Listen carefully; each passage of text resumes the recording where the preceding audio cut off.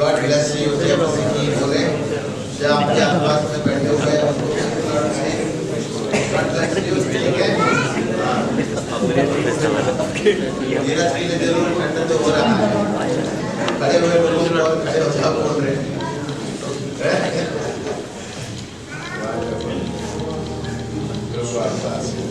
Thank you बोलो प्रभु यीशु मसीह की जय जल्दी आने वाला यीशु मसीह की जय बोलो प्रभु यीशु मसीह की जय जय हालेलुया हालेलुया हालेलुया मौसम अच्छा है मौसम अच्छा है मेरे जैसे व्यक्ति के लिए ये मौसम बहुत अच्छा है do you know the reason why the climate is so good हाँ शैलेंद्र भाई कुछ बोल रहे हैं आपको पसीना बहुत आता है मुझे गर्मियों में पसीना बहुत आता है तो इस मौसम में पसीना नहीं आएगा हाँ ये भी एक बात है ये भी एक बात है इसलिए हमारे धीरज भाई उन्होंने भी आपका जैसा ही देखा था हाँ उससे ज्यादा बढ़कर मालूम है क्या है क्या बोलते हैं इधर वेज वाले चल रहे हैं time to eat non veg hallelujah hallelujah wonderful coming to the presence of the Lord is always very special परमेश्वर की स्तुति करना उनकी इबादत करना हमेशा से हमारे जीवन में एक महत्वपूर्ण भाग हो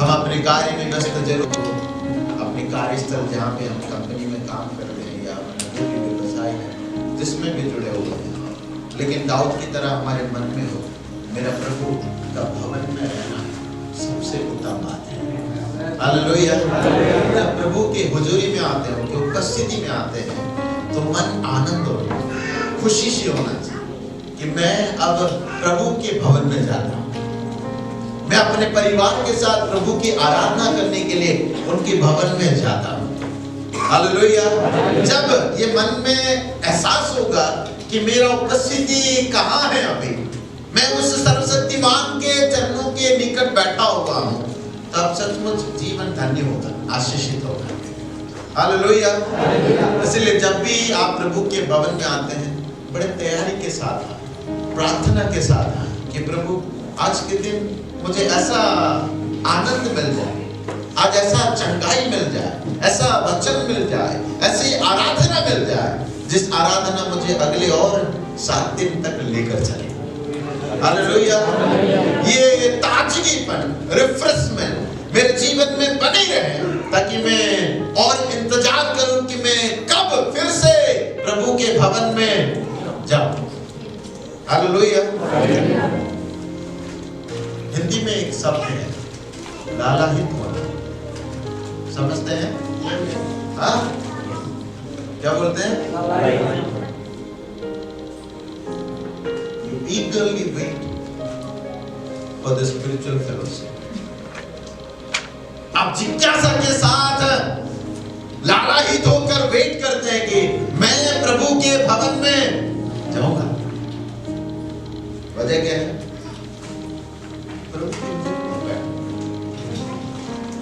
प्रभु के चरणों के तले बैठो कभी मैंने आपको इस बारे में सिखाया एक खाना परोसने में व्यस्त थी पकाने में व्यस्त थी तो दूसरा चरणों के तले बैठकर वचन सुनना सुन लिया वो जो परमेश्वर को जानने वाले लोग हैं वो प्रभु की हुजूरी को ढूंढते हैं प्रभु की हुजूरी को ढूंढे कि मुझे किसी भी रीति से प्रभु की हुजूरी में बैठना है हालेलुया हालेलुया केवल मैं संडे के बारे में नहीं बोल रहा हूँ अपने घर में whenever you are at your home in your home sit down quietly and spend time with your Lord अपने परमेश्वर से अपना समय बिता वचन पढ़ते हुए घुटने में आकर kneeling down before the Lord praying to Him, thanking Him for everything that you have. समय बिताएं। जितना ज्यादा आप समय बिताते हैं परमेश्वर के साथ, उतना ज्यादा परमेश्वर अपने बारे में आपको प्रकट करते हैं। हालेलुया। आप उतना ही ज्यादा उनको आप जानते हैं। आप समय बिताते जाएं और परमेश्वर आपको अपनी बातें, आपके मन की इच्छाएं वो आपके सामने प्रकट करते हैं, आपके लिए रास्ता खोलते हैं। Hallelujah, hallelujah. Why was Daniel given so much of revelation? दानियल को इतना ज्यादा प्रकाशन क्यों मिला? वजह क्या था? चारों ओर रास्ता बंद होने के बावजूद भी वहां का किंग ने यह अनाउंस कर दिया कि उस किंग के अलावा और किसी का वर्शिप नहीं चलेगा। तब भी दानियल रुका परमेश्वर की हुजूरी में जाने से नहीं। He did not stop coming to the presence of the Lord. फिर भी वचन में लिखा है यरूशलेम की ओर जो विंडो था, खिड़की था, उसको खोल दिया और प्रार्थना करने लगा।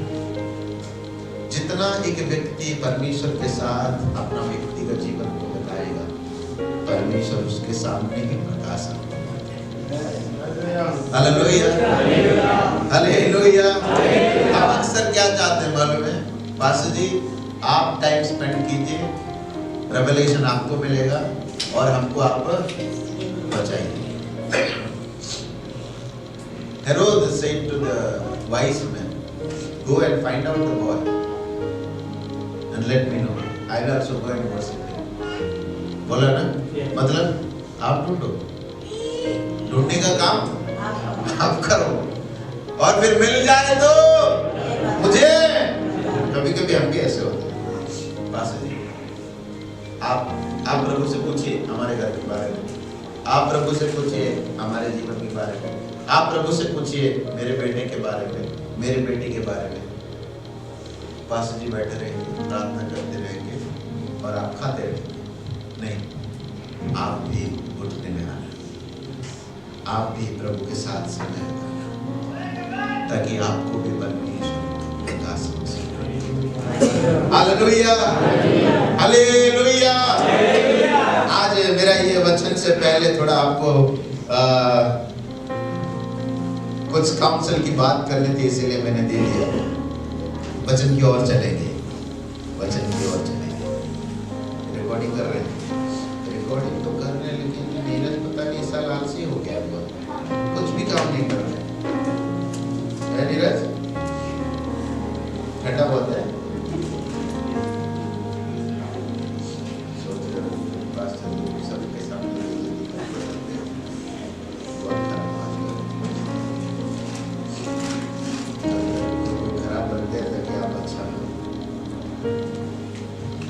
Hallelujah, hallelujah. बहुत दिन हो गया ना यूट्यूब में आया नहीं कुछ हमारा।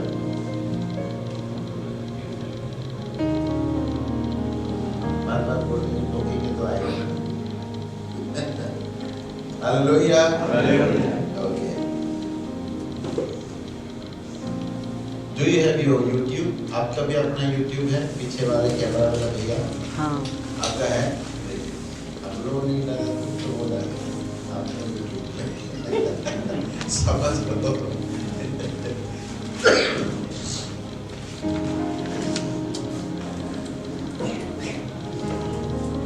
आज मैं शुद्धता के ऊपर कुछ बात करना चाहूँगा। This is about cleanliness. शुद्धता के बारे में हम लोग बात करेंगे। हालेलुया। ये शुद्धता क्या होता है?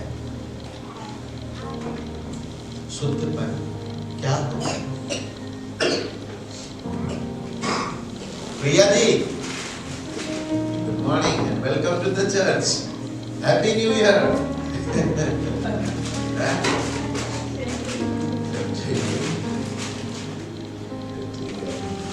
धन्यवाद। शुद्धता क्या होता है? कोई तो बोले।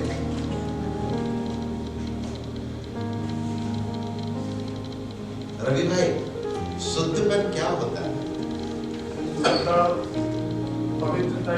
पवित्रताई में चलना।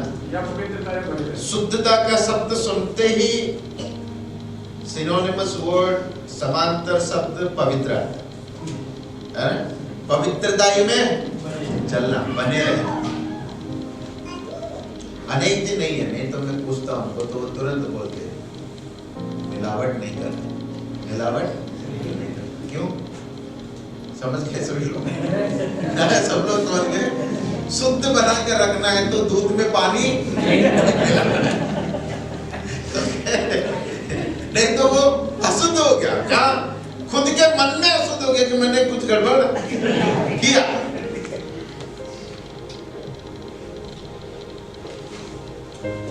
कुछ गलत चीज नहीं मिलाया है, लेकिन पानी ही मिलाया है, लेकिन फिर भी आपका विवेक आपको कहता है कि आपने कुछ गलत किया। शुद्धता ये है क्या? हमने पिछले दिनों में सुना था पवित्रता। What is holiness? तो the definition says that being separated, being separated. अब अलग किया हुआ को हम पवित्र बोलते हैं। अलग किया हुआ को पवित्र बोलते हैं। शुद्धता हमारे जीवन में अति आवश्यक है। हम में से हर किसी के जीवन में शुद्धपन की आवश्यक है। हर कोई शुद्ध होना चाहता है। हर एक अपने अपने अलग अलग तरीका को अपनाकर शुद्ध होना चाहता है। कोई भी अशुद्धता में रहना नहीं चाहता। पर उदाहरण के लिए यदि हम हमारे इधर नॉर्थ इंडिया का पिग को लेंगे ना, सुअर, उसको आप अच्छा वाला साबुन से नहला दीजिए और थोड़ी देर बाद फिर से कहाँ का वाला? इधर वाला, इधर नॉर्थ इंडिया वाला। विदेश वाला नहीं बोल रहा हूँ, क्योंकि विदेश में लोग बहुत अच्छे से उसको पालते हैं। फार्म होता है, उसका फार्म होता है, उस फार्म में उसको अच्छे से संभालते हैं। आगे पीछे कुछ नहीं बोल रहा हूँ, बस शुद्धि के बारे में बोल रहा हूँ, ठीक है? पर हमारे इंडिया में होगा। सेक्टर 9 में गए कभी? 8 में 9 में देखे होंगे। हाँ, अब नहीं है। आपके उधर है, मतलब बेलोरपुर में है? हमने नहीं देखा है। नदी किनारे है। अच्छा, स्पेशल लोग हैं। अच्छा, बेलोरपुर में है। अभी तक मैंने देखा नहीं। अच्छा, उसको आप अच्छा से नहलाइए। आधे घंटे बाद क्या मिलेगा? यही है ना, जगह जहां पे है वही वापस जाएगा। परमेश्वर अपने लोगों को शुद्धिकरण का कुछ नियम दे रहे हैं। जब मिस्र देश से निकाल कर लाए, 400 साल के गुलामी के बाद, स्लेवरी के बाद, तो परमेश्वर कनान देश पहुंचने से पहले शुद्धता के बारे में कुछ नियम और कानून दिया कि आप जब उस प्रॉमिस देश में, कनान का देश में प्रवेश करोगे तो वहां पे जाने के बाद शुद्धता को मेंटेन रखना। इसका मतलब इससे पहले आपने जो भी किया, पर एक बार आप उस देश में प्रवेश करोगे, उसके बाद वहां पे आप अशुद्धता का काम नहीं करना। समझ रहे? वहां पे प्रवेश करने के बाद अशुद्धता का काम नहीं करना, क्योंकि अगर आपके प्रति वो आएगा, इसलिए परमेश्वर ने उन्हें नियम दिए। निर्गमन की पुस्तक जरा खोले, 19 का 5 और 6 को जरा पढ़ें। हम आज पुराने नियम से नया नियम की ओर लौटेंगे। जी पढ़िए। इसलिए अब यदि तुम निश्चय मेरी मानोगे, हाँ जी, अब यदि तुम निश्चय मेरी मानोगे तो मेरी वाचा का पालन करोगे, मेरी वाचा का पालन करोगे, तो सब लोगों में से तुम ही मेरा निज धन ठहरोगे। समस्त पृथ्वी तो मेरी है, और तुम मेरी दृष्टि में याजकों का राज जाति ठहरोगे। क्या ठहरोगे? पवित्र जाति। क्या ठहरोगे? पवित्र जाति। परमेश्वर शुद्ध और अशुद्ध का नियम देते हुए उनसे क्या कह रहे थे? यदि मेरी बातों को मानते हो तो मेरे लिए एक पवित्र जाति ठहरोगे। क्या ठहरोगे? मतलब पवित्र जाति किसके साथ जुड़ा हुआ था? कनेक्शन था तो शुद्ध और अशुद्ध बातों से जुड़ा हुआ। सब लोग मेरे साथ हैं? हाँ, to being a holy nations, it was necessary for them to obey the rules of maintaining cleanliness. अगर कोई अशुद्ध कार्य के पीछे चलता है तो परमेश्वर भी कहते हैं तुम मेरे लिए पवित्र नेशन नहीं बन सकते। अगर मेरे नाम से बताया गया व्यवस्था से अपने आप को शुद्ध रखते हो तो फिर सारी पृथ्वी में तुम एक ऐसा देश बनोगे जो देश सबके नजर में पवित्र देश। Hallelujah, hallelujah. शुद्धता का नियम, maintaining the cleanliness in the society was declaring something that these people are different than others in the world. ये लोग बाकी लोगों से दुनिया में अलग है। क्या? परमेश्वर ने जो नियम दिया, कानून दिया, वो कहते हैं कि यदि निश्चय करके मेरी बातों को, मेरे नियमों को मानोगे तो तुम्हारा देश बाकी दुनिया के सब देशों से अलग होगा। Hallelujah, hallelujah. परमेश्वर लेवियों के व्यवस्था में बहुत से कानून दिए। उसमें से लेवी व्यवस्था का अध्याय 11 बहुत महत्वपूर्ण है। जरा उसके पहली आयत को हम पढ़ेंगे। लेवी व्यवस्था उसकी 11वें अध्याय के पहली आयत। फिर अदोनाई ने मूसा और हारून, लेविटिकस चैप्टर 11। हाँ, इस्राएल से कहो कि जितने पशु पृथ्वी पर है, अंडरलाइन कीजिएगा, all the animals that are on the land, पृथ्वी पर है,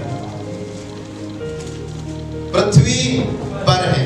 9वीं आयत को जरा पढ़िएगा, 9 वर्स नंबर 9। जितने जल जंतु एक्वेटिक एनिमल्स, जितने पानी में रहते हैं वो है। 13वीं आयत को जरा पढ़िएगा। फिर पक्षियों को, जितने आसमान में उड़ते हैं। सब लोग मेरे साथ हैं? सब लोग मेरे साथ हैं? 11वीं अध्याय का अगर आपके पास बाइबल हेडिंग वाला होगा तो क्या लिखा है? शुद्ध और अशुद्ध पशु। ध्यान से सुनिएगा। हाँ, एक नियम दिया गया, कानून दिया गया कि क्या खाना है और क्या नहीं खाना है। आज के समय का नहीं बोल रहा हूं, मूसा के समय में जो नियम दिया गया उसके बारे में बोल रहा हूं। In those days God gave the law।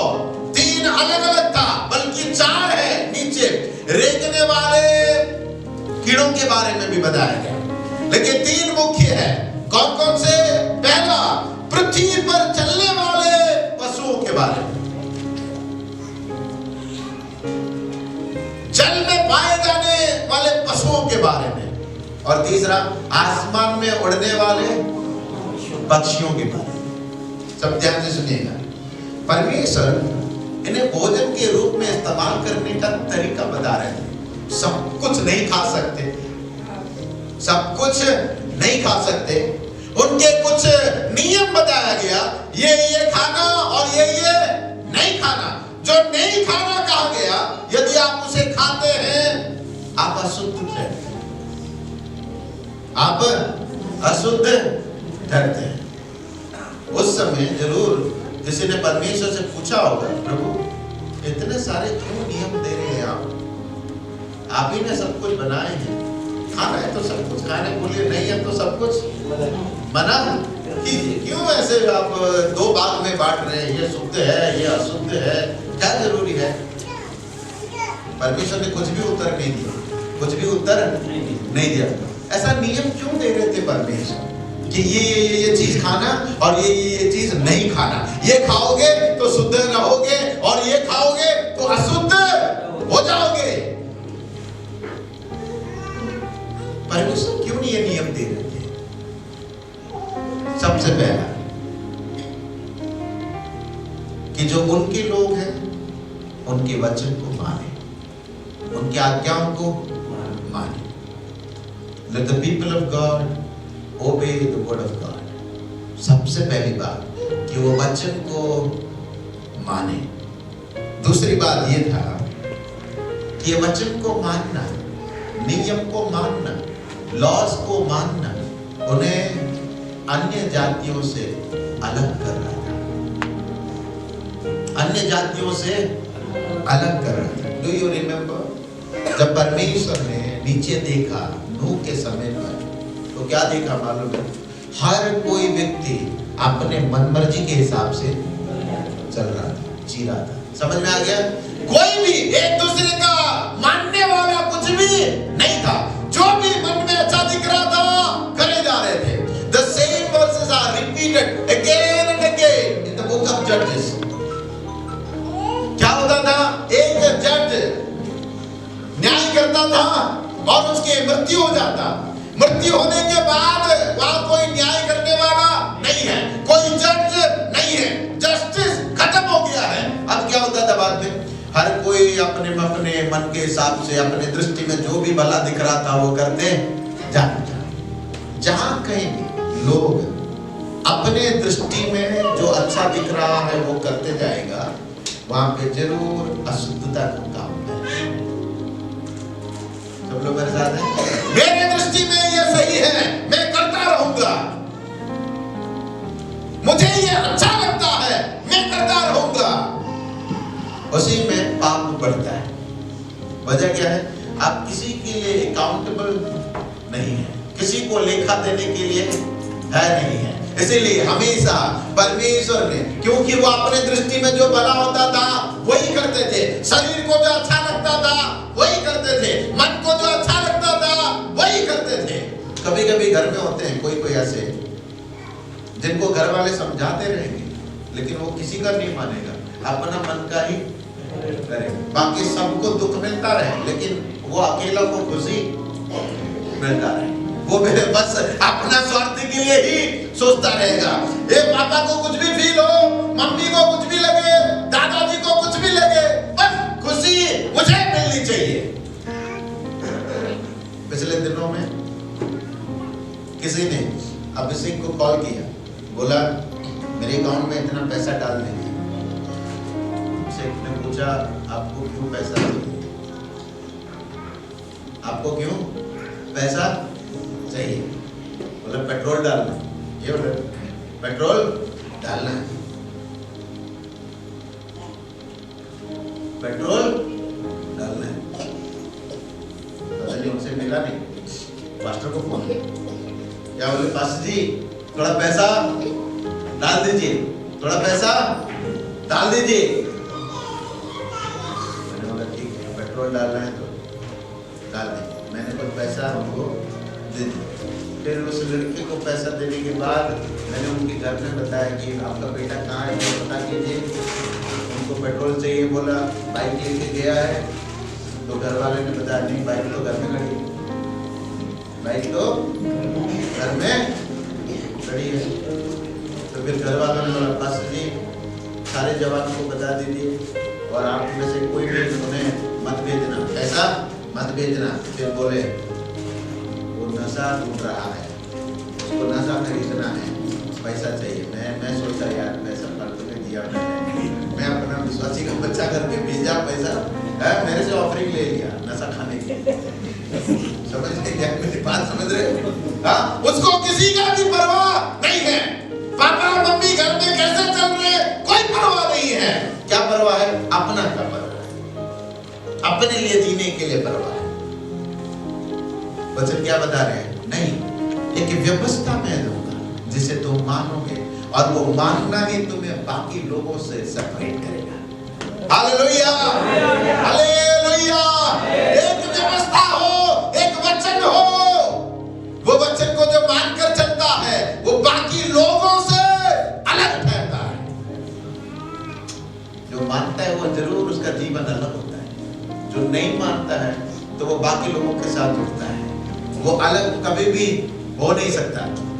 अलग होना है स्पेशल होना है तो फिर आपके ऊपर कोई वचन आया, कोई बोला गया बातों को मान लेना, वही बात आपको दूसरों से अलग ठहराता है। हालेलुया।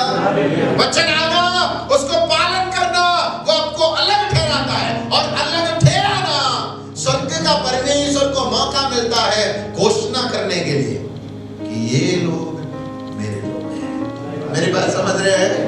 हालेलुया। परमेश्वर ने पहला वचन दिया, कहा कि obey the rules that I have given you. When you obey, that makes you separation from the rest of the world, and that makes God to declare in the world that these are my people. समझ में आया क्या? सबसे पहला परमेश्वर ने वचन दिया। वचन को कहते हैं कि इसे मानना। जो कोई मानता है वो बाकी दुनिया के लोगों से अलग होता है। जब वो बाकी दुनिया के लोगों से एक अलग जीवन बिताता है तो स्वर्ग उनके लिए घोषणा करता है, डिक्लेयर करता है। क्या करता है? ये लोग पृथ्वी में जी रहे हैं लेकिन ये परमेश्वर के। Hallelujah, hallelujah, hallelujah.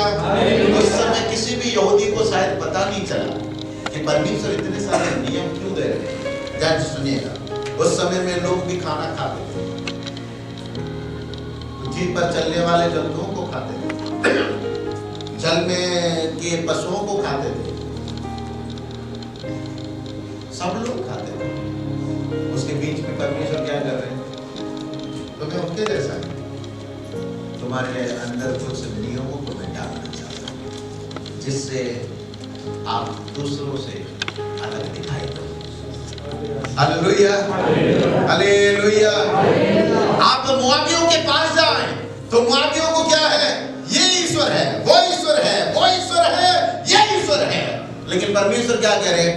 याद रखना, तुम्हारा ये वो ईश्वर नहीं है। तुम्हारे धन के लिए एक, और विद्या के लिए दूसरा, बिल्डिंग के लिए तीसरा, और फिर शादी के लिए चौथा, बच्चों के लिए पांचवा, खेती के लिए छठा नहीं, तुम्हारा केवल that was making them separate from the rest of the world. मेरी बात समझ रहे हैं? हालेलुया। यही बात, यही नियम उन्हें बाकी दुनिया के लोगों से अलग है।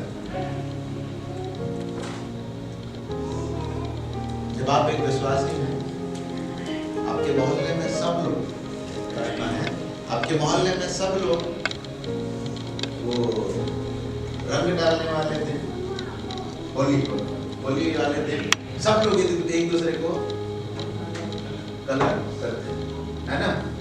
और आप चुपचाप अपने आपके शरीर में एक भी रंग नहीं है, आपके घर में भी किसी ने एक भी रंग नहीं डाला, उस मोहल्ले में आप क्या होते हैं?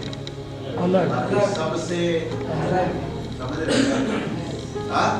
स्वर्ग का परमेश्वर भी जब उस परिवार को देखता होगा क्या कह रहा होगा? बाकी दूतों को दिखाकर बोल रहा होगा, देखो मनोज का मेरी बात समझ रहे हैं? को समझ में आ रहा है? जब स्वर्ग का परमेश्वर उस दिन देख रहा होगा, अगर आप भी उस रंग में रंगेंगे और वो क्या डाल के पीते हैं? क्या होता है मुझे मालूम नहीं है, मैंने नाम ही सुना है। कैसा होता है, क्या होता है मालूम नहीं। पत्ते होते हैं, दिया है नहीं दिया, कोई भी नहीं किया। इधर सब पवित्र लोग हैं, नहीं कभी नहीं किया, नहीं मौका नहीं मिला, पापा मौका नहीं दिए होंगे बचपन में, क्या नहीं। कौन है? नीरज जी नहीं है? नहीं, रूपा जी नहीं, पक्का काजल के डैडी से पूछना पड़ेगा। वो तो पता है आगे नहीं पूछेंगे अभी। जब अगर कोई विश्वासी उनके बीच में यही हरकतों में फंस जाता है, स्वर्ग का परमेश्वर दूतों को बोलेंगे क्या? देखो देखो मेरे लोग ऐसे बोलेंगे, क्या बोलेंगे? इस इलाका में मेरा कोई है नहीं, सबसे मेरी बात है। व्यवस्था इसलिए दिया गया था ताकि वे पालन करें। पालन करना बाकी लोगों से उन्हें अलग रखना था, और अलग रखना ही परमेश्वर के पास एक मौका होता था डिक्लेयर करने के कि इस जगह में मेरे लोग हैं, ये मेरे लोग हैं। Hallelujah, hallelujah, hallelujah. 11वें अध्याय में ये खाना और ये नहीं खाना, उतना ही नहीं। अगर आप नीचे जाएंगे 24 आयत से नीचे तो आपको पता चलेगा कि अगर कोई पशु जो अशुद्ध होता था वो मर जाए, क्या हो जाए? वो मर जाए तो उसे बोलिए ना, उसे नहीं छूना। अगर छुए तो क्या होता है? मृत्युदंड तो नहीं है, लेकिन अशुद्ध होता है। क्या होता है? अशुद्ध होता है। बोले ना मेरे पीछे, अशुद्ध हो जाएगा। किसे? अशुद्ध चीजों को, या अशुद्ध लाश को, या अशुद्ध पशु हो, पक्षी हो, कोई भी हो जो अशुद्ध है, उसको, उसके डेड बॉडी को छूना भी नहीं, ताकि आप भी अशुद्ध ठहर जाओ, आप भी अशुद्ध ठहर जाओ। ध्यान से सुनना, एक बार आप मसीह में आने के बाद जिससे हमें अलग किया गया, उन अशुद्ध वस्तुओं को फिर से नहीं छूना, फिर से नहीं छूना। हमारे शरीर को अशुद्ध करने के लिए बहुत सारे चीजें हैं। कोई बोलेगा पास्टर जी हम तो गुटखा बीड़ी दारू नहीं पीते, लेकिन बोतल उठा के दे देने में क्या प्रॉब्लम? बीड़ी का बंडल उठा के दे देने में क्या प्रॉब्लम? मैं गांव में गया था और उस गांव में काफी सारा शॉप था, जो लोग घर के सामने वाला पोर्शन को छोटा शॉप बना कर रखते हैं, किराना दुकान में। मैंने उनमें से एक शॉप में गया, कुछ खरीदना था। वो क्रिश्चियन विलेज था, सब लोग क्रिश्चियन थे, लेकिन उनके दुकान में मैंने देखा सिगरेट का बंडल रखा है, गुटखा लटक रहा है। मैंने पूछा आप क्रिश्चियन हैं? बोले हाँ क्रिश्चियन है। तो ये सब क्यों बेच रहे? बोला हमारे यहाँ यही तो बिजनेस चलता है, सबसे ज्यादा यही बिकता है, डिमांड ज्यादा है।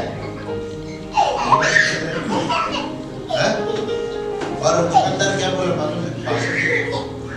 हमारे घर में कोई नहीं खाता, हमारे घर में कोई नहीं खाता है। तो खाता नहीं लेकिन खिलाता है, खाता नहीं है लेकिन खिलाता है। कैंसर खुद आने नहीं दिया, ठीक है, लेकिन कैंसर बांट रहा है। पाप को आने नहीं दिया, ठीक है, लेकिन पाप करवा रहा है, पाप करवा रहा है। जड़ तो पहले पकड़े ना, किसने करवाया? ये हत्या किसने करवाया? ये तो किराए के लोग हैं ना, लेकिन मेन कौन है? मेन विलन कौन है? तो मेन वाले को ज्यादा सता है। हाँ जी, हालेलुया। कभी कभी हम ऐसे होते हैं, हम सोचते हैं नहीं हम नहीं खाते, हम नहीं पीते हैं, लेकिन बस उठा के दे दिया, उठा के दे दिया, क्या प्रॉब्लम है? नहीं, वचन में क्या लिखा है?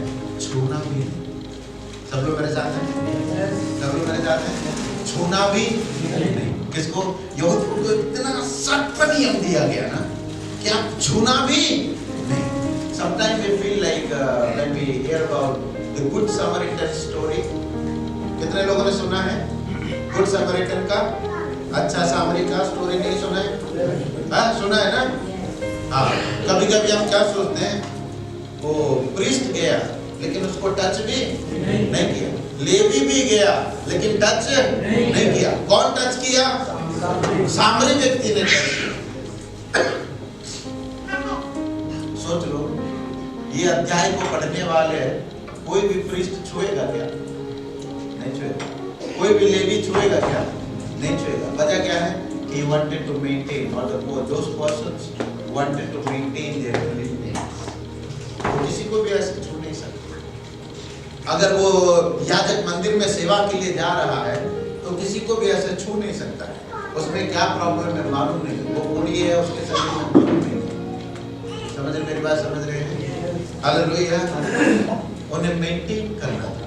किसी को भी शायद आगे की बात समझ नहीं थी, शायद ये बातें समझ आ रहा था कि हम अन्य देशों के लोगों से अलग हैं, अन्य देशों के लोगों से अलग है, अन्य जाति के लोगों से अलग है, इसीलिए हमें नियम दिया गया, कानून दिया गया। लेकिन परमेश्वर के 3 महत्वपूर्ण गुणों में से एक गुण, out of 3 main attributes of God, one is known as omniscience. क्या है? बोले ना, अंग्रेजी में बोलिए, omniscience. The one who knows everything. सर्वज्ञ, जो सब कुछ जानते हैं, सारे बातों का जानकारी उनके पास है। सब लोग मेरे साथ हैं? Hallelujah, hallelujah. 14th सेंचुरी में एक प्लेग आया यूरोप, ध्यान से सुनो। कब? बोले ना, 14th सेंचुरी। कहाँ पे? यूरोप में एक महामारी आया। अभी हमारे टाइम में एक महामारी आया, कौन सा? हाँ, कोरोना, कोविड-19। हम सबों को पता है, इसमें लाखों लोग मारे गए। 14th सेंचुरी में एक प्लेग आया था यूरोप में, और यूरोप में जो प्लेग आया उसका नाम है बबूनिक प्लेग। 14th सेंचुरी में यूरोप के कंटिनेंट में कितने लोग मारे गए मालूम है? 1/3 ऑफ यूरोपियन कॉन्टिनेंट मारे गए। कितने? वह एक तिहाई, हर 3 व्यक्ति में एक व्यक्ति मर रहा है, और लगभग 25 से 50 मिलियन लोगों का डेथ हुआ था। 1 मिलियन में कितने होते हैं? कितने लाख? बोले ना, 10 लाख। 25 मिलियन में कितने होंगे? बोले ना, 2.5 करोड़। हाँ, 2.5 करोड़। अगर वो 50 मिलियन हुआ, लगभग 5 करोड़ लोग उसमें मरे। किसमें? महामारी। ध्यान से सुनिए, लगभग यूरोप के 1/3 लोग उस समय मर गए। 2.5 से 5 करोड़ लोग, लेकिन मालूम है एक जाति के लोग थे, यूरोप में रहते थे, बहुत तादाद में रहते थे, आज भी रहते हैं, और उस जाति के लोग का एक भी मृत्यु नहीं हुआ। यूरोप के बाकी लोगों का मौत हो रहा था, हर एक अलग-अलग रिलीजन के लोगों का मौत हो रहा था, वो मरे जा रहे थे। कोई किसी को पता नहीं चल रहा था कि बस एक कीड़ा आता है और काटता है, काटने के बाद वो बुखार आता है, फिर उसके बाद मर जाते हैं, सांस लेने में तकलीफ होता है, मर जाते हैं। कब? 14 सदी में, मतलब आज से 6 सदी पहले। किसी को समझ नहीं आया, हर घर में मर रहे थे, कोई ट्रीटमेंट नहीं मिल रहा था, हर रिलीजन के लोग मर रहे थे, लेकिन एक रिलीजन के लोग, एक जाति के लोग थे, उनके लोग नहीं मर रहे, उनके लोग नहीं मर रहे। मालूम है वो कौन थे? बोले ना मेरे को, यहूदी लोग। हालेलुया। यहूदी में से लोगों की मृत्यु हो ही नहीं रही थी। उनके पड़ोस वाला भी आकर पूछता है, यार आपके यहूदी लोग कोई नहीं मर रहा है, यूरोप में रहने वाले यहूदी क्यों नहीं मर रहे? कईयों ने उनके ऊपर इल्जाम भी लगाया। क्या लगाया मालूम है?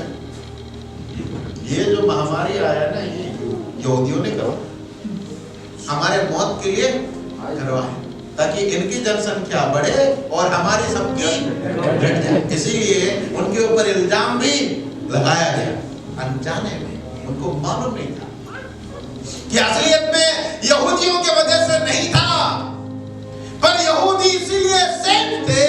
वजह क्या था? क्योंकि लेवीय व्यवस्था का 11वें अध्याय को वो पालन कर रहे थे। वो सदियों से, पुरखाओं से, प्राचीन काल से, मूसा के समय से हर घर में हर एक बच्चों को शिक्षा मिलता था कि क्या छूना चाहिए और क्या नहीं छूना चाहिए। समझ गए मेरी बात? समझ गए? None of the Jews were killed by that plague in 14th century. वजह क्या था? व्यवस्था जो दिया गया था वो व्यवस्था को पालन करते थे। हर कोई जो कीड़ा आकर काटता था ना, लोग अपने हाथों से उस कीड़े को पकड़ते थे जो जहरीला था, उसे लोग अपने हाथों से पकड़कर फेंकने की काम करते थे। यहूदी क्या करता है? ये अशुद्ध है, ये मृत्यु देता है, इसको छूना नहीं। कहां से आया शिक्षा? लेवीय व्यवस्था से। मूसा के समय पर यह नियम बना, लेकिन शुद्धिकरण आज भी यहूदी परिवार में चल रहा है। सब लोग मेरे साथ हैं? हालेलुया। कौन जानते थे? परमेश्वर जानता कि एक समय आएगा जब ये मेरे लोग एक कॉन्टिनेंट, यूरोप नाम का कॉन्टिनेंट में जाएंगे। वहां ऐसा एक महामारी आएगी, वहां पे करोड़ों लोग मारे जाएंगे, लेकिन मैं जिनको मैंने अपना वचन दिया, जिन्होंने अपने आप को वचन के द्वारा अलग किया, और जिनके बारे में स्वर्ग ने डिक्लेयर किया कि ये मेरे लोग हैं, तो परमेश्वर क्या कहते हैं? मैं सारे महामारी के समय भी मैं तुझे सुरक्षा दूंगा। समझ रहे मेरी बात है? हाँ, ये सारे योजना स्वर्ग का परमेश्वर जानते थे। वो भविष्य को देखे हुए हैं। वो जानते थे कि ऐसा समय आएगा जिस समय पर मुझे अपने लोगों को सुरक्षा देना है। लोगों को बाद में समझ आता है कि इन लोगों की मृत्यु क्यों नहीं होगी। जब अध्ययन किया गया तब बाद में पता चलता है इन लोगों के पास कुछ व्यवस्था है जो दुनिया के बाकी लोगों से इन्हें अलग करता है। एक बात ताली बजाकर प्रभु को धन्यवाद दें। परमेश्वर महान है। उन लोगों को बचाने में उनका योजना था, पहले से नियम दिए थे। हमारे बाइबल कॉलेज में कुछ बच्चे हैं जो चूहा से नहीं डरते, चूहा से नहीं डरते, उनको जिंदा पकड़ते, जिंदा पकड़ते। आप लोग घर में तो ऐसा कोई नहीं होगा, है? नहीं, सब डरपोक है ना? है? यस। एक बार शादी के बाद, मजाक के लिए बोल रहा हूँ, एक बार शादी के बाद मिसेस घर में थी, नया नया शादी हुआ था, मैं बताया था कि, और मैं बाहर गया एक काम में, तो कॉल आया, जल्दी घर आ जाओ, जल्दी घर। मैंने बोला क्या हुआ? बोले जल्दी घर वापस आओ। मैंने बोला भाई बताओ तो सही, काम कुछ है, काम करके आ जाओ। बोले नहीं, जल्दी आ जाओ। तो जाना पड़ा, ठीक है, जाना पड़ा। तो गेट ओपन है, डोर ओपन है, सब कुछ ओपन है। और जब मैं घर में गया तो मेरे मिसेस बेड के ऊपर बेड के ऊपर बैठी।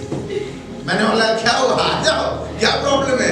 तो क्या बोले मालूम है? बेड के नीचे चूहा है, बेड के नीचे चूहा है।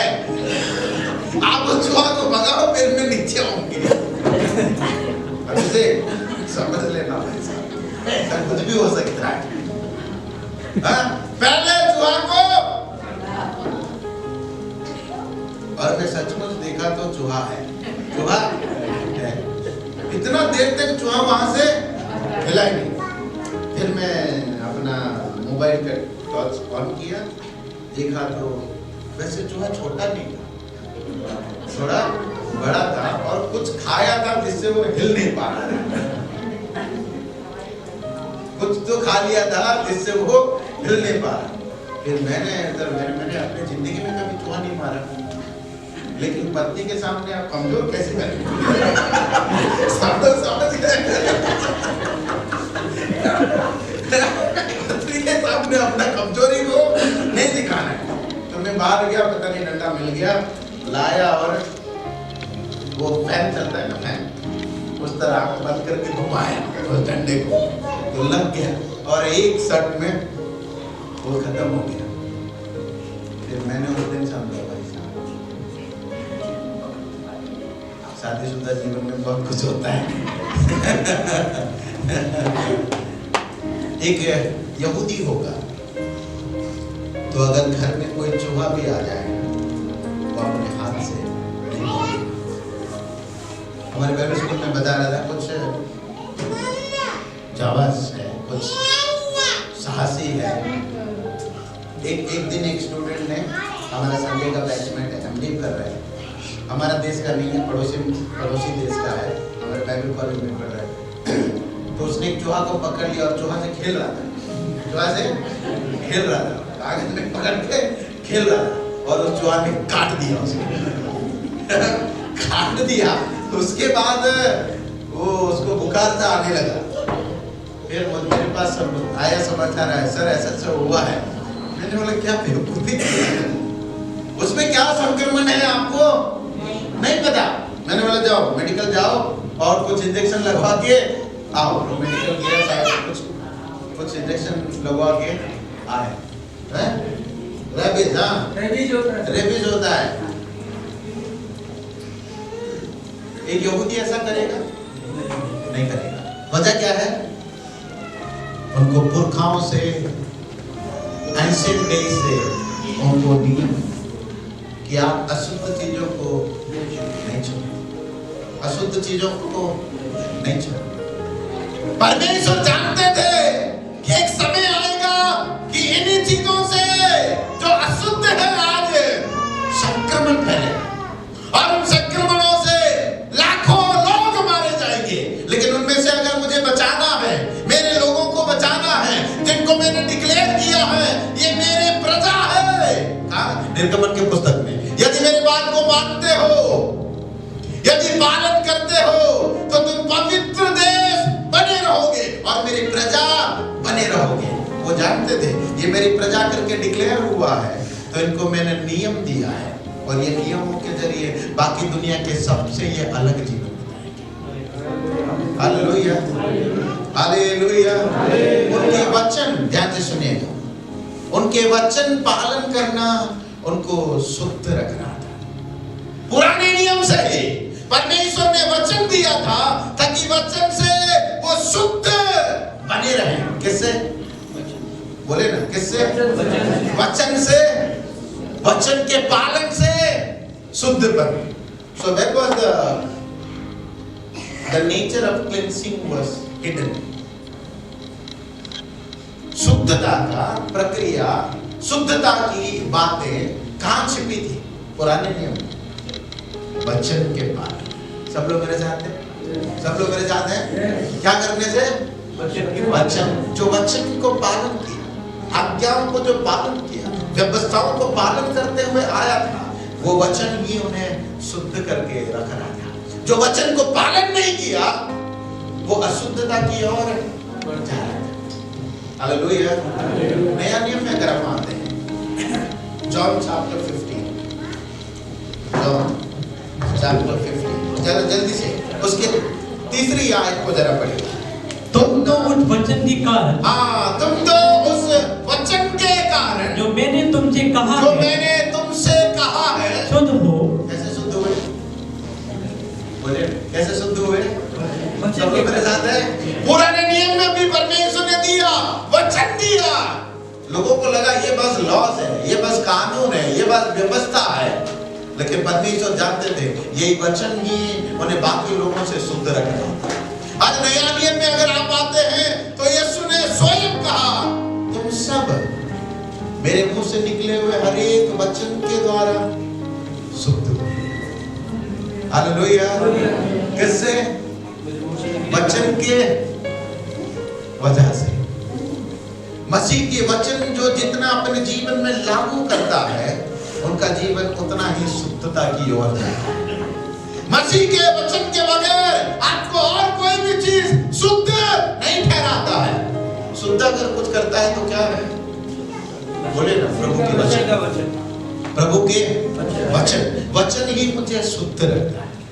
वचन नहीं है जीवन में तो अशुद्धतापन है, वचन है जीवन में और मैं उसे मानता हूं तो मेरा जीवन शुद्धिकरण की ओर आगे बढ़ता है। Hallelujah, hallelujah. भजन संहिता 119 साम्स नंबर 119 वर्स 9 को जरा पढ़िए। भजन संहिता 119 का 9वीं आयत को जरा पढ़िए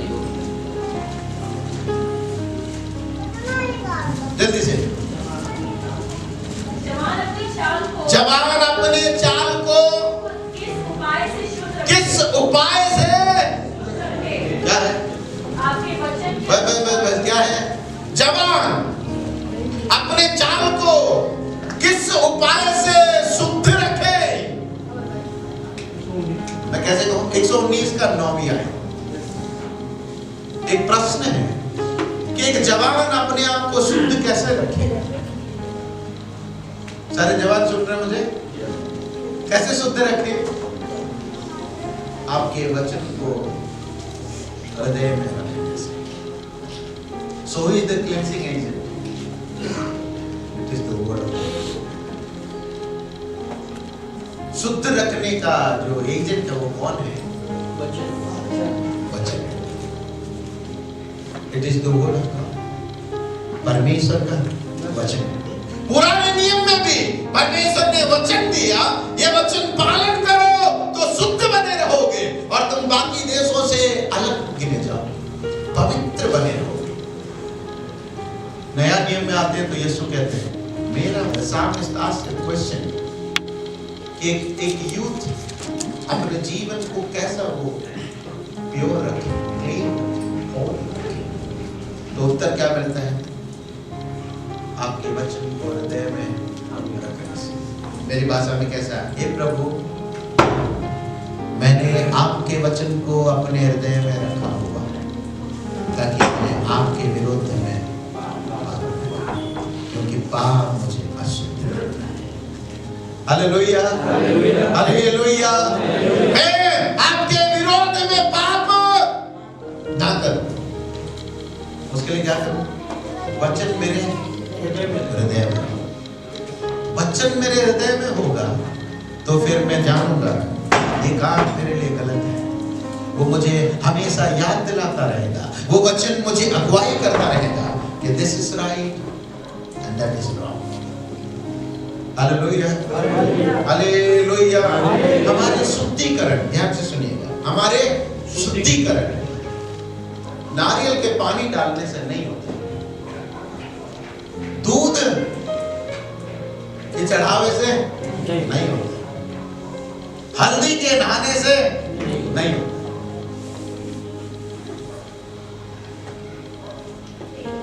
सर से पांव तक कुछ डालकर हमारा शुद्धिकरण नहीं होता है। शुद्धिकरण वचन के हिसाब से परमेश्वर के वचन से। हालेलुया। और कोई रास्ता नहीं है जिससे एक मनुष्य शुद्ध होता है। उनका मन शुद्ध होने लगता है। जो अशुद्ध था, एक पापी मनुष्य जब पाप करता हुआ जाता है, अशुद्धता में डूबा हुआ व्यक्ति है, उनका हृदय को अगर कोई निर्मल करता है तो परमेश्वर के वचन है। हालेलुया। वचन जब जीवन में प्रवेश करता है, हृदय में कार्य करता है, वो वचन उन्हें एक नया व्यक्ति बनाता है, उसे शुद्ध करता है।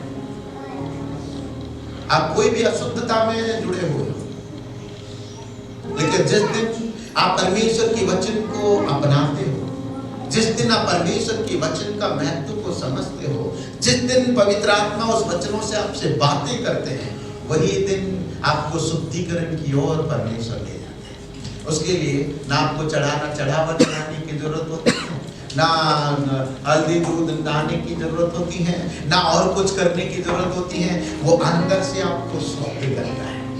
इसलिए प्रभु क्या कहते हैं? हे पत्रोस, हे यूहन्ना, तुम इसीलिए शुद्ध नहीं हो कि तुम कुछ मांगते हो, कुछ करते हो, पर इसीलिए शुद्ध हो क्योंकि तुम्हें मेरा वचन दे दिया। तो हमारा शुद्धिकरण कहाँ से है? वचन से। हम धोए गए कहाँ से? तो वचन से। वो वचन हमें से हर एक के पास पहुंचा और जो वचन ने हमें निर्मल किया, शुद्ध किया। वचन रोज हमें परमेश्वर की ओर ले जाता है, कैसे शुद्ध करते हो। वचन को अपना काम करने दे। हालेलुया।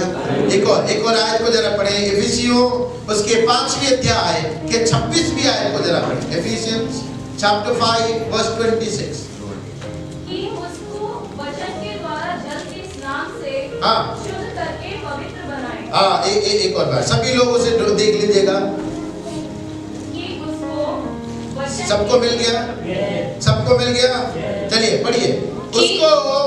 कि उसको वचन के द्वारा जल के स्नान से सुनिए, जल के स्नान से शुद्ध करके पवित्र बनाए। किसके द्वारा? वचन के द्वारा। किसके द्वारा? वचन के द्वारा, पानी से नहीं। ये पानी, ये जो जल है वो भी वचन है, परमेश्वर का वचन है।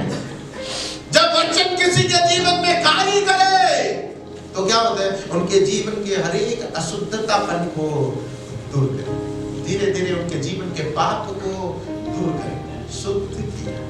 क्या किया? शुद्ध किया। वचन को काम करने दे। जब वचन काम करता है, हमारे जीवन के अशुद्धतापन को दूर करता है। जो कोई भी व्यक्ति वचन को आदर देता है, वचन को अपने जीवन में लागू करने देता है, वो वचन उन्हें हमेशा या रोज उन्हें शुद्ध करता है। हालेलुया। क्या है? पानी नहीं, अमृत जल नहीं, भाया वो दूध नहीं, केला नहीं। क्या शुद्ध करता है?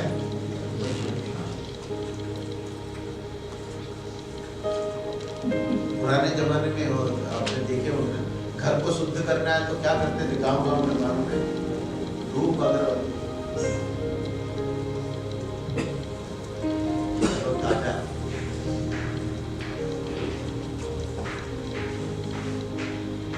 हमारे जीवन को अगर कुछ शुद्ध करने का है तो याद रखें, वो मेरा और आपका प्रभु का वचन है। वो वचन यहूदियों के समान सोचेंगे कभी ये सारे नियम हमें क्यों किया जाए? तो आपने आज देखा है, कल नहीं देखा। कल किसने देखा है? परमेश्वर ने देखा है। Hallelujah, hallelujah. कलीसिया बनाकर अपने पास खड़ी करें, जिसमें वो सेपरेटेड लोगों में क्या होता है? कलंक नहीं होता है, उनमें झूरी नहीं होती है, और उनमें कोई ऐसी वस्तु नहीं होता जिसमें अपवित्रता की बातें या दोष की बातें, परंतु क्या हो? उसमें पवित्रता हो और वो निर्दोष। ऐसा को परमेश्वर क्या कहते हैं? ये मेरी प्रजा है, जिसमें झूठी नहीं, जिसमें कलंक नहीं, जिसमें अपवित्रता का बात नहीं है, जिसमें अशुद्धता की बात नहीं। परमेश्वर क्या कहते हैं? ये मेरे लोग हैं। हालेलुया। प्रकाश वाक्य में एक ऐसा वचन है जहाँ पे दोष लगाने वाला परमेश्वर के पास पहुंचता है, भाइयों की दोष लगाता है। पढ़े कभी? भाइयों के दोष लगाता है, अनाप शनाप उनके बारे में बोलता जाता है।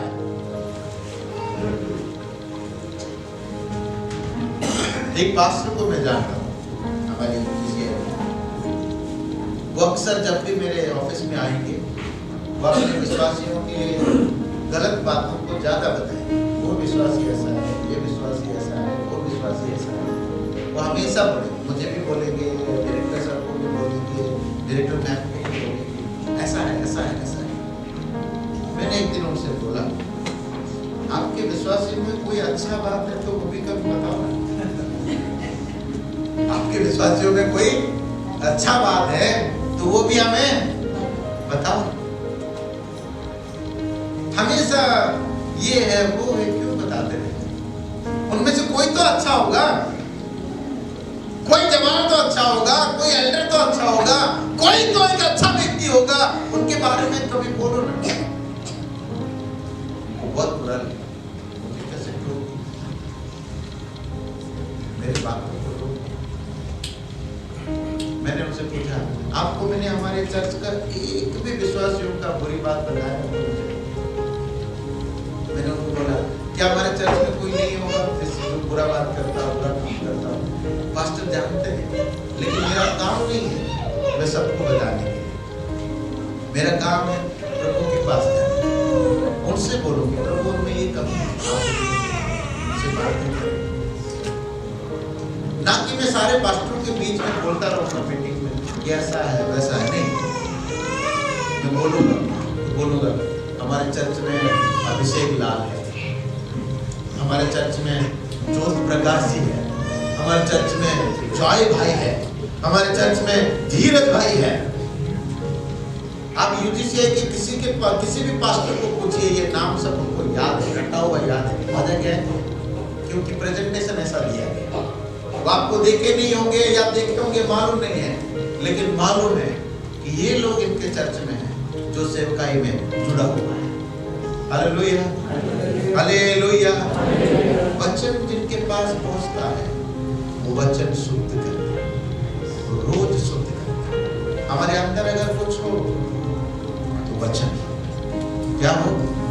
वचन, क्योंकि वचन है जो हमें बाकी लोगों से, बोले ना, बाकी लोगों से अलग करता है। और बाकी लोगों से जब हम वचन को पालन करते हैं, when you obey the word of God, that keeps you separate, वो आपको अलग करता है। और जब अलग सा जीवन जीते हैं सोसाइटी में, लोगों में, तो स्वर्ग घोषणा करता है कि ये मेरे लोग हैं। हालेलुया। आदि वचन को लेकर जाना, वचन इसीलिए नहीं दिया गया था कि मुझे सताया जाए, पर वचन इसीलिए दिया गया था ताकि मैं दुनिया के लोगों से अलग किया। मैं आपको ये नहीं कहता कि आप अभी जाकर कोई स्पेशल वस्त्र पहनकर अपनी सोसाइटी में घूमते रहना ताकि दूर से लोग देखें और बोले इसका कपड़ा अलग है। नहीं, हमारे कर्म, हमारे सोच, हमारे विचार दूसरों से अलग, दूसरों से अलग। Hallelujah, hallelujah. पिछले दिनों में मैं ट्रेन टिकट बुक कर रहा था, उसमें 7-8 लोग एडल्ट्स थे, मतलब बड़े उम्र के थे, और 3 बच्चे थे छोटे। तो सालों से मैं एक व्यक्ति से बुक करवाता हूँ टिकट्स वगैरह, वो जानते हैं। तो उन्होंने मुझे बोले सर 8 लोग हैं आप, 3 बच्चों का टिकट बुक ना करें, 3 लोगों की टिकट बुक ना करें, आप 8 लोग इनको संभाल लेना, आगे रखो, क्यों बुक करना है? पैसा क्यों खर्चा करना है? बोल देना ये इनका उम्र ये हो जाएगा, चल जाता है ट्रेन में। मैंने उनको बोला आपको मालूम है मैं कौन हूँ? तो बोले हाँ मुझे मालूम है, आप चर्च फादर हो। आप चर्च फादर हो? मैंने बोला आप चर्च फादर कैसे होते हैं मालूम है? तो शांत हो गए। वो समझ गया कि फादर लोग ऐसा गलती नहीं करते, ऐसा चीटिंग नहीं करते। उस दिन से कभी ऐसा बात उनके सामने, ऐसा गंदी आइडिया मेरे सामने ले नहीं। वजह क्या है? ये अंडरस्टूड मैं कौन हूं, मेरा विचार क्या है।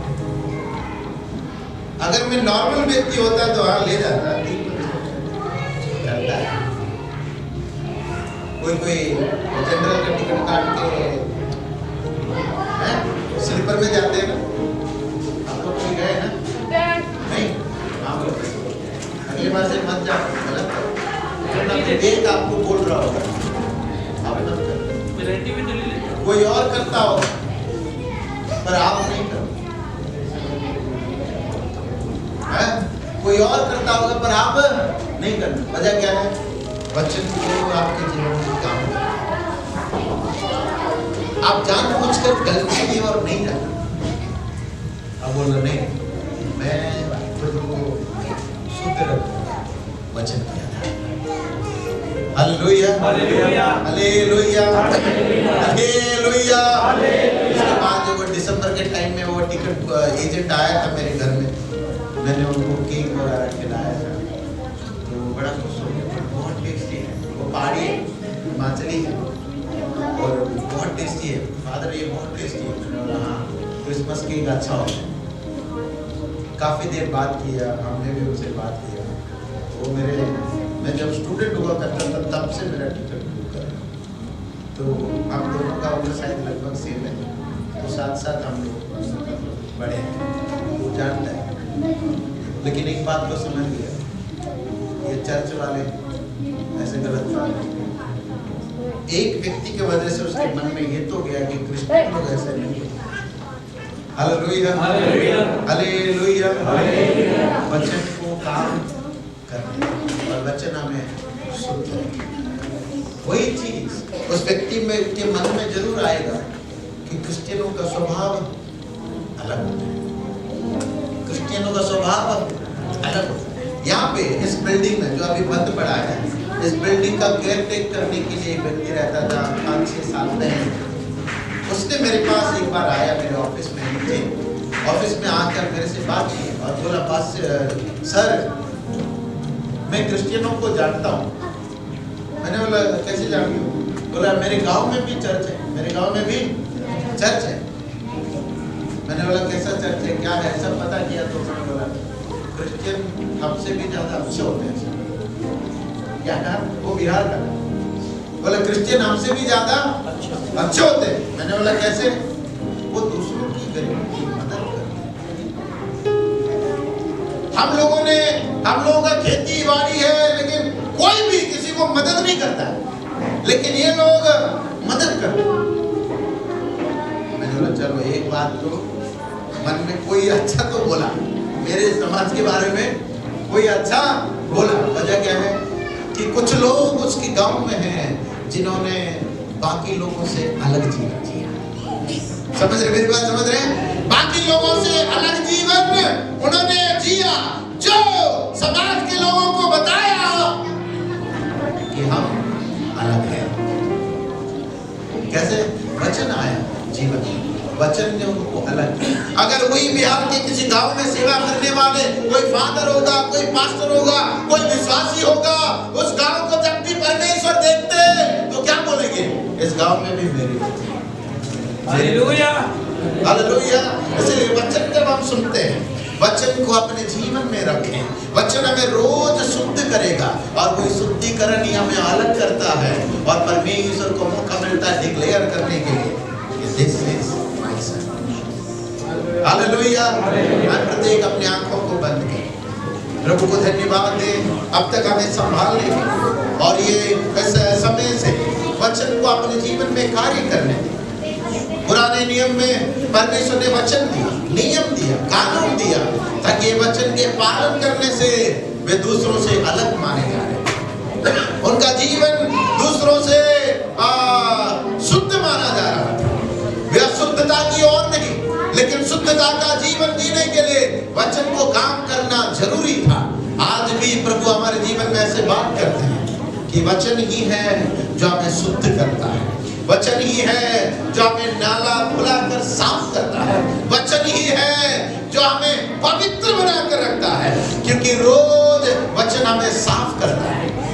वो वचन के जरिए हर कोई जो शुद्ध हुआ है, वचन के जरिए हर कोई जो पवित्रता की ओर आगे बढ़ा है, उनके लिए स्वर्ग आज भी ऐलान करता है कि ये मेरा बेटा है, ये मेरी बेटी है, ये मेरी मंडली है, ये मेरे लोग हैं, ये मेरी समाज है।